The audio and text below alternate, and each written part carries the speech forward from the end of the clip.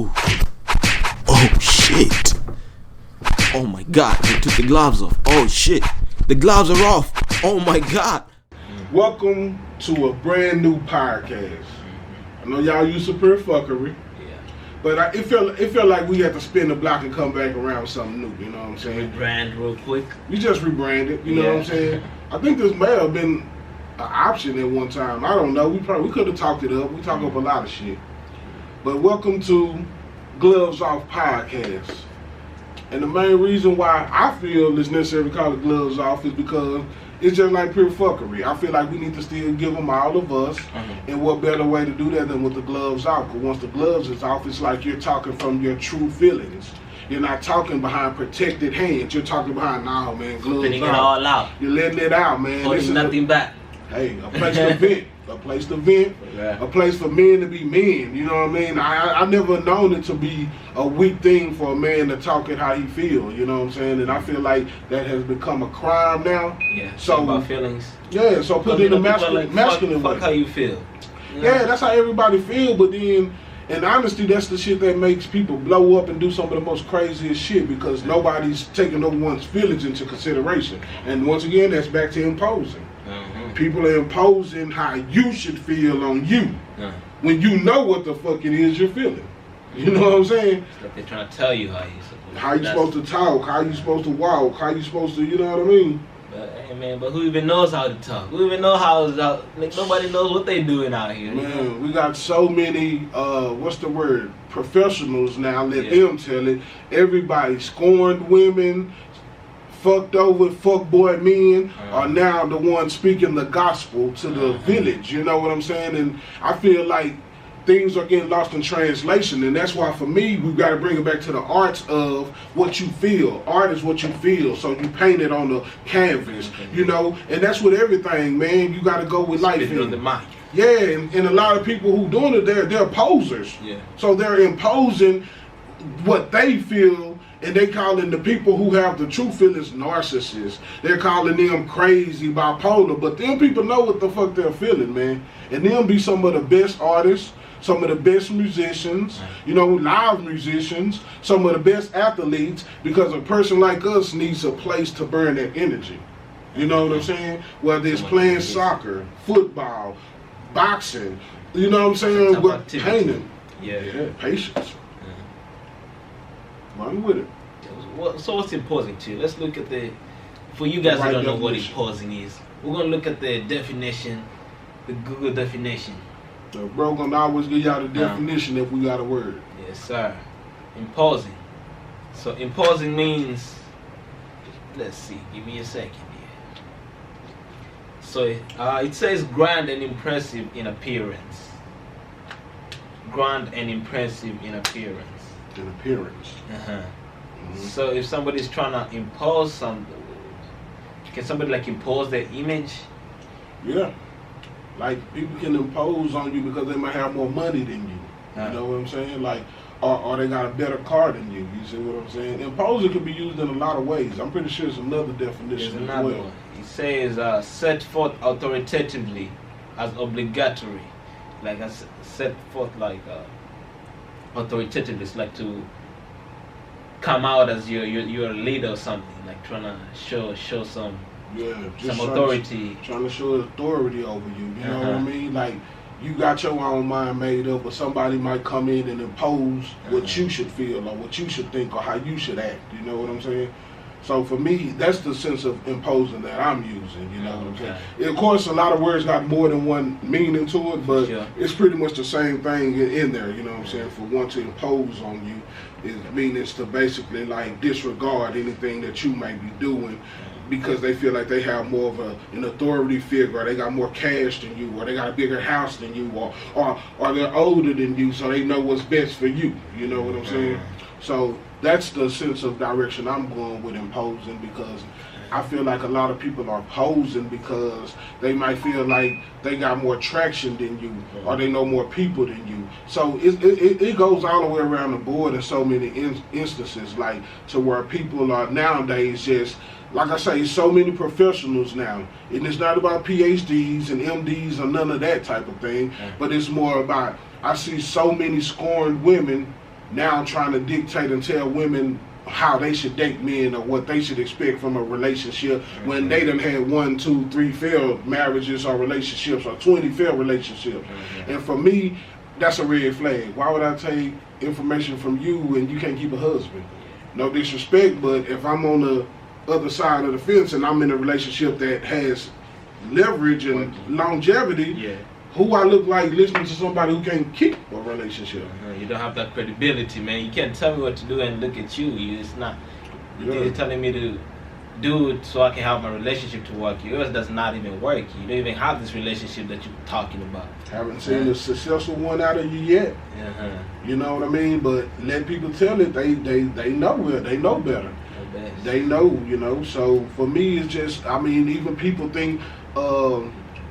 That they got a better car than you, so that gives them status. They feel like, oh, I drive a better car. I'm richer than you. And a lot of people got like I say, you could be a boss in a Hyundai, and you could be a flunky and a broke person in a Benz. Like that's just an image.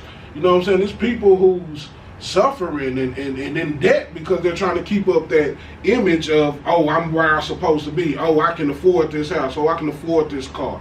But in actuality, behind closed doors, they're crying in sorrow because they know that's not the true them. And some people lose themselves behind, you know what I mean, materialistic things. You know what I mean? So, even when you listen to a lot of this, a lot of these successful people, most of them are gonna tell you, even after getting that wealth and stuff,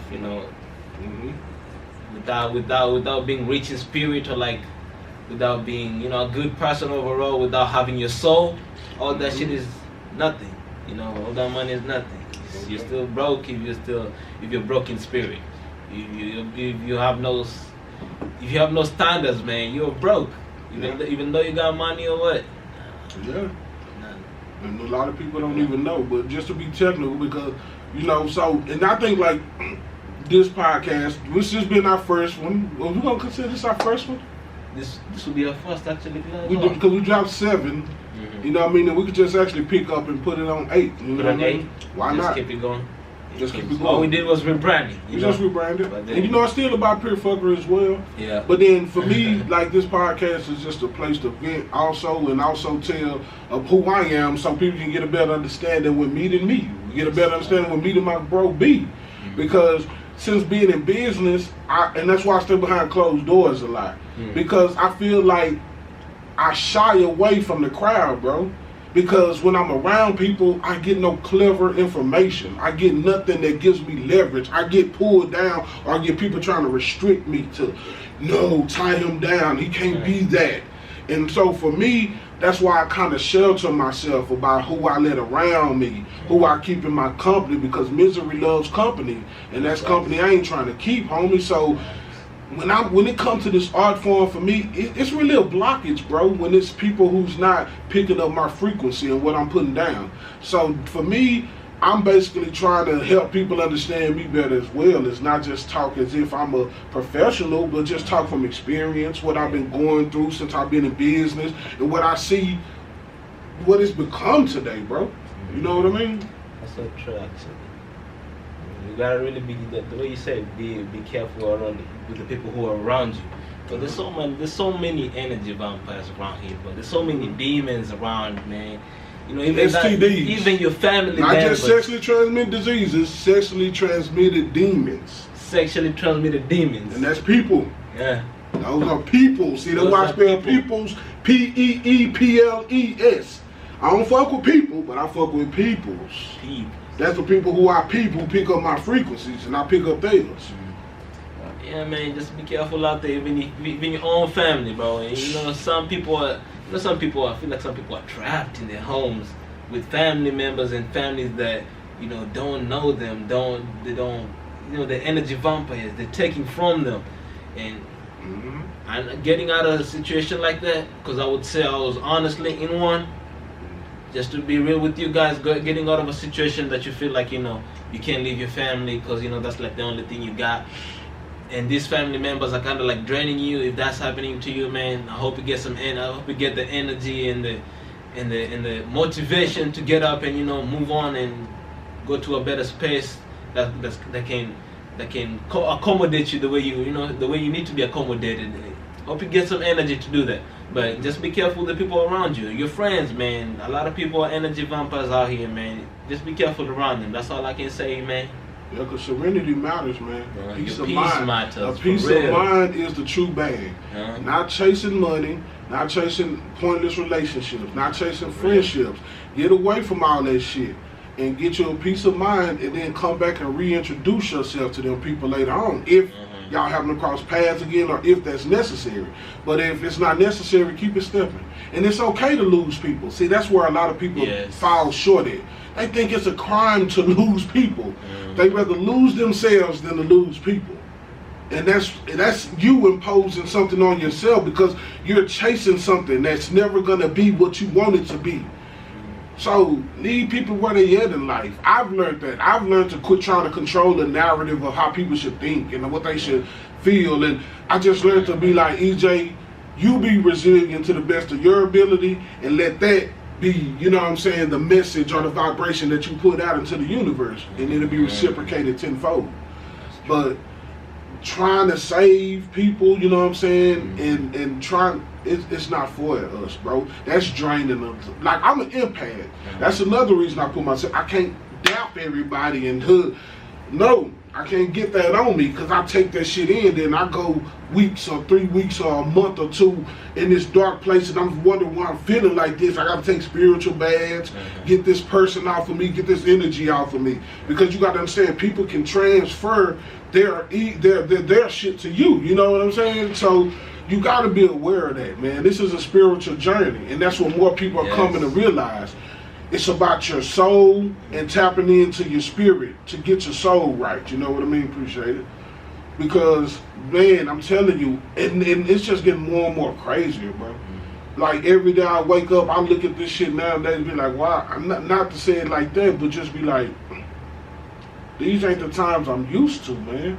Like, I'm used to things being sound, even if, you know, having family, you know, I don't know, now it's just a dark place to where nobody takes nothing into consideration outside of themselves. You know, the kids are acting just out of pocket, no respect anymore. The parents are allowing it, or they're creating these monsters, and then they want to blame everybody else for their child and the way their child acts. But when I was growing up, it wasn't none of that. The parents were responsible. Hell, the neighbors were responsible on keeping the village together and policing the kids and make sure they get their ass down the street to their grandmother's yard. And you go down there and act up in your grandma's yard, you know she ain't gonna play.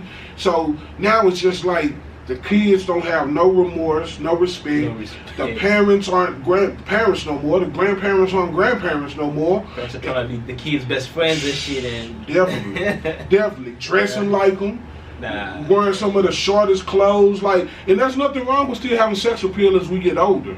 I'm still gonna be young and vibrant at 60. I can tell just by I'm basically 40 and I'm still spry, full of vigor and life. So by the time I can see if I was just obese, out of there breathing, you know, I have my ups and downs with my weight, but overall I know I can control it.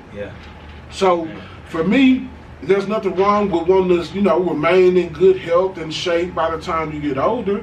But who's raising the kids when we're doing the most heinous, childish things and they're watching this? And they think it's cool now. Like, now the young girls think and expect a man to fly them out. Look at all these, even if they're parodies, look at all these crazy scenarios to where a woman feel like a man's supposed to buy the rest of her kids food, or you know what I'm saying? Some crazy just it's been getting crazy. That be some crazy for real, but that does not even make no sense. But you know where they get it from? Where do you think they get it from? Shit, the people who raised them. They saw their mama do it. They saw their grannies do it. That's why I say the elders of today are out of pocket. Back that long? I mean, yeah, it's not that long no more. See, when I was growing up, okay, me and my grandma had what, a 50-year difference? Now the grandma's only got a 10, 20-year difference. It's not the same. So you got to understand, and I get it. You young and you a granny at 30, 40. I get it. But you still gotta walk into them shoes. I ain't saying you gotta be built like the old grannies, limped over, broke down. No, that's not what I'm saying. What I'm still saying is, you're the grandparents. You gotta be the prime example of what they see so they can grow up with some morals, decency, and values about themselves.